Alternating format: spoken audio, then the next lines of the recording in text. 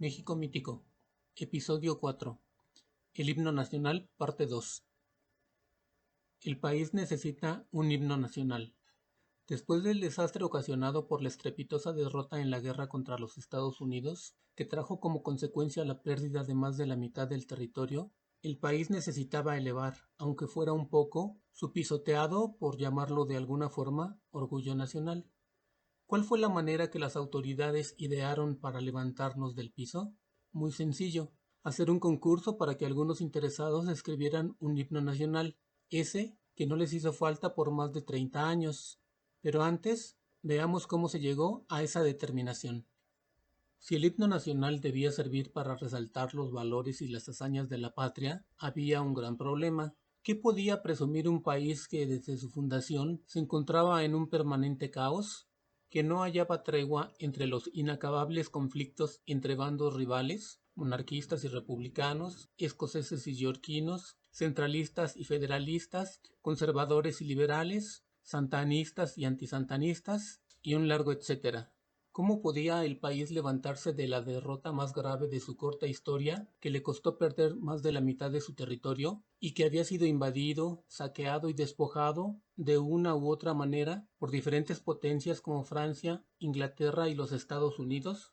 ¿Cómo podía México ponerse de pie si su única gran victoria había sido la obtenida ante las fuerzas invasoras españolas en 1829? Y si esta, de hecho, había sido una victoria sumamente azarosa. En efecto, lo que no nos cuenta la historia oficial es que los españoles fueron derrotados en Tampico sin haberse librado más de 3 escaramuzas. Déjame explicarte muy brevemente qué fue lo que pasó.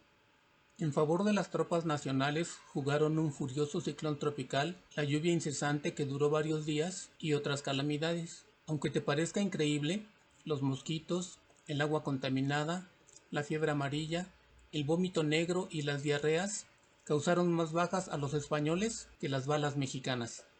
Además, las fuerzas invasoras tuvieron que enfrentarse a la carencia de víveres y al rechazo de la población, el cual no esperaban, pues aparentemente tenían la falsa idea de que había un deseo generalizado de que el país volviera a estar bajo el dominio español. Sin que hubiera un claro vencedor, el 11 de septiembre de 1829 los oficiales españoles firmaron su rendición.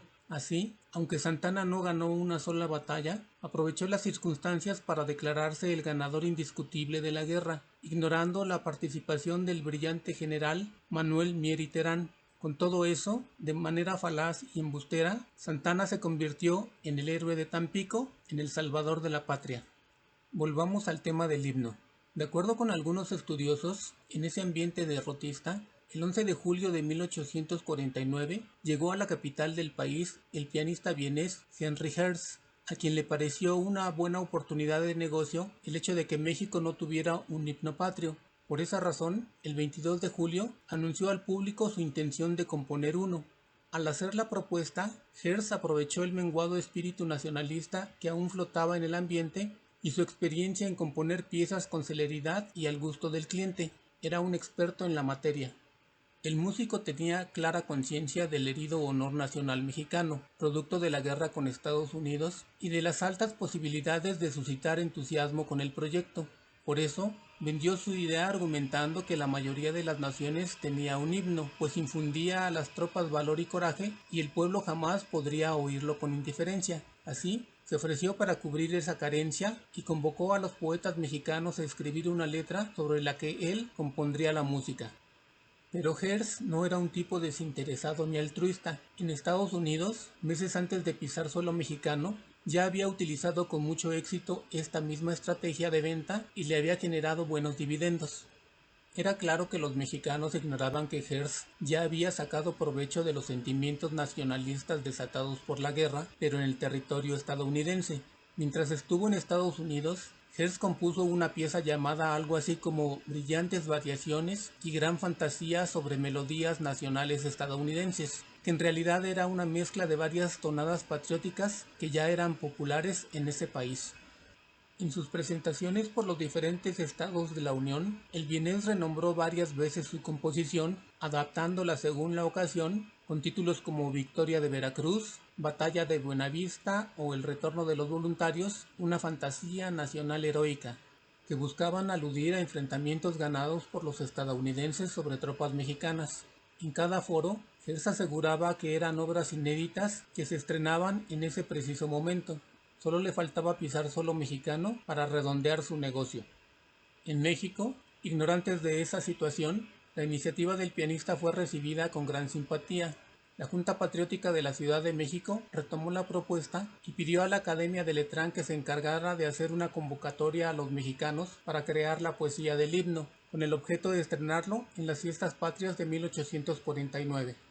Era preciso aprovechar el recuerdo de esa única gran victoria, la de 1829 sobre las tropas españolas, que aún se celebraba en el país 20 años después, y que unificó al menos fugazmente a los mexicanos y los revistió de un cierto fervor.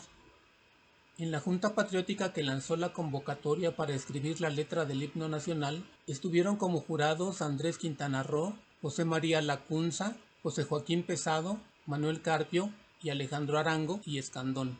El 14 de agosto se publicaron las bases del concurso, en el que participaron mayoritariamente compositores y músicos extranjeros. Por primera vez, las autoridades organizaron un concurso oficial para elegir el canto patrio. El 6 de septiembre de 1849 se dio a conocer el resultado de la competencia, en la que participaron 16 o 30 piezas, dependiendo de la fuente consultada, y se dio como ganadores a Andrés Davis Bradburn en el primer lugar y a Félix María Escalante en el segundo. En este punto me parece importante precisar que Andrés David Bradburn era mexicano y no estadounidense, como en múltiples ocasiones se ha afirmado. Fue hijo del coronel Juan Davis Bradburn, quien nació en Virginia, Estados Unidos. No era inglés, como algunos señalan, pero se nacionalizó mexicano después de prestar múltiples servicios al país. De hecho, el coronel Davis tuvo una participación relevante en contra de los colonos anglosajones durante el inicio del conflicto tejano. Además, ni en cuanto a los premios otorgados se han podido poner de acuerdo los estudiosos. Algunos sostienen que por su triunfo, Bradburn recibió una medalla de oro de manos del mismísimo ministro de Relaciones Exteriores. Otros afirman que por ese primer lugar obtuvo como recompensa las obras de Francisco Martínez de la Rosa, un famoso poeta, dramaturgo, político y diplomático español contemporáneo de la época, y que Escalante, por su segundo lugar, fue obsequiado con un ejemplar de la obra América Poética. Volviendo al concurso, parece que las composiciones no fueron del total agrado del jurado, pues sus miembros adujeron que un himno nacional era producto de las circunstancias de los pueblos, consagradas por la memoria de grandes acciones y en recuerdo de personas y tiempos gloriosos, y no algo que pudiera generarse por encargo. Por eso, se pronunciaron por no dar a la pieza de Bradburn el carácter de himno nacional, sino que únicamente se le valorara como una expresión del patriotismo y del talento de su autor. La letra de la obra de Bradburn, de franco carácter bélico, comienza así: truene, truene el cañón que el acero en las olas de sangre se tiña, al combate volemos que ciña nuestras sienes laurel inmortal, nada importa morir si con gloria una bala enemiga nos hiere, que es inmenso placer al que muere, verso enseña triunfante ondear. Algunos han alimentado el mito de que esta pieza pudo haber servido, de alguna manera, como modelo para estimular la creatividad de Francisco González Bocanegra, ya que le encuentran algún parecido. De acuerdo con lo planeado, Hearst tendría 2 semanas para escribir la música del himno nacional, pero no cumplió con el trato y nada parecido se entonó durante las fiestas patrias de septiembre de 1849, es decir, ni se tuvo la letra ni se tuvo la música del prometido himno nacional. No obstante, el vienés sí tuvo tiempo de crear una supuesta pieza original compuesta y dedicada a los mexicanos, a la que intituló Marcha Nacional o Militar, misma que fue estrenada el 12 de septiembre de 1849 durante un concierto celebrado en el Teatro Nacional. La música de la marcha se compuso y ejecutó sobre la siguiente letra: cuando la trompa guerrera suene, volad animosos, de lauros siempre gloriosos, vuestras frentes coronad, combatid siempre ardorosos, sin partidos como hermanos, por la patria mexicanos, y tendréis la libertad. Los organizadores del evento tuvieron que aclararle al público que esa marcha militar de ninguna manera debía confundirse con el prometido himno nacional y que posteriormente el músico se haría cargo de esa composición sin precisar la fecha en que eso ocurriría. Así, Hearst le dio la vuelta al asunto del himno que, como muchísimas cosas en este país, quedó postergada sin mayor explicación, esperando que un asunto diferente captara el interés de la población mexicana. Pero ese incumplimiento en nada opacó la popularidad alcanzada por Hearst durante los meses que estuvo en México. Por el contrario, tuvo un gran éxito en cada una de las ciudades en las que presentó la famosa marcha. El músico vienés estaba muy consciente de eso, así como de la enorme cantidad de dinero que podría ganar con su publicación y con la venta de sus derechos.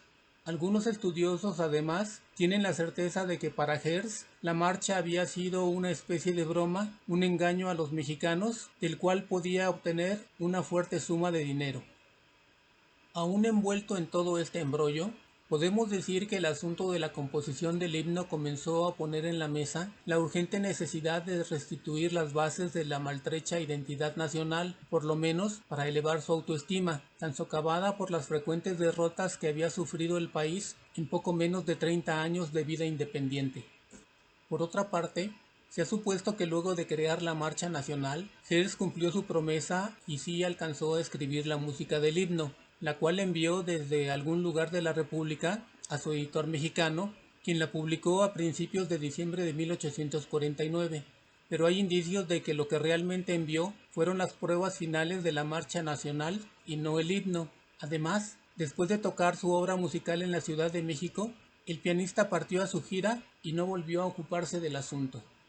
Para colmo, también se ha señalado que Hearst, además de que no cumplió su promesa de componer el himno nacional, tampoco escribió en México la música de la famosa Marcha Nacional, sino que dicha obra la había creado meses antes, durante su estancia en la ciudad estadounidense de Nueva York, confesión que habría hecho a su hermano. Sin duda, el músico austriaco tenía sus mañas. ¿Y cómo alguien en México podía saber de semejante embuste? Sin ánimo de defender al artista vienés, se puede decir que en esa época reutilizar y readaptar un material escrito previamente era una práctica común. El secreto para que prosperara este tipo de embuste era evitar tocar la pieza en el mismo escenario ante el mismo público, o hacerlo con mucho tiempo de diferencia para que nadie recordara haberla escuchado. Lo más notable de todo este asunto es que fue el propio Hearst quien se ofreció para crear la música del himno. Al parecer, nadie lo obligó y nadie se lo solicitó. Tal vez su enorme olfato para los negocios le señaló que podía explotar la necesidad de los mexicanos de contar con un canto patrio. Sin embargo, en cuanto el pianista dio a conocer la marcha nacional y la vendió por una cantidad considerable, su gran interés por dotar a México del anhelado himno simplemente se esfumó. A pesar del engaño, o mejor dicho, sin saber de este, el público mexicano se rindió generoso ante la obra del vienés y la marcha nacional gozó de su preferencia y de la de los gobernantes durante largo tiempo, mucha más incluso de la que 5 años después tuvo el propio himno nacional oficial, o al menos durante las décadas posteriores a su creación. Luego de que Hearst abusó de la inocencia y la credulidad de la nación, o por lo menos de su sector más culto, poderoso y adinerado, volvieron a registrarse algunos esfuerzos aislados por generar un himno, aunque ninguno rindió el fruto deseado. En febrero de 1850 se escribió un canto patriótico con música del arpista Charles Bocha, quien era acérrimo rival de Hearst, y letra del poeta cubano Juan Miguel de Lozada, cuyo coro dice: Mexicanos alcemos el canto, proclamando la hermosa igualdad, y a los ecos repitan, libertad, libertad, libertad. Más adelante, destacaron las propuestas del compositor italiano Antonio Barilli en 1850, la del músico checo Max Marczek en 1851, la del también italiano Ignacio Pellegrini en 1853 y en ese mismo año la de un individuo de apellido Infante, pero que solo tenía la pretensión de adular a Santana.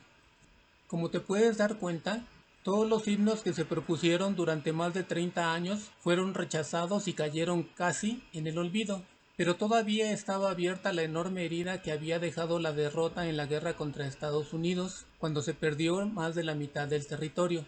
Por eso, el presidente Santana sabía que era urgente reforzar los símbolos patrios que le ayudaran a unir, o por lo menos a mantener en relativa calma, a la población, y nada mejor que un himno que al escucharlo enardeciera la sangre de los mexicanos y a pesar de las múltiples derrotas de las que no habla la historia oficial, se sintieran orgullosos de formar parte de la nación.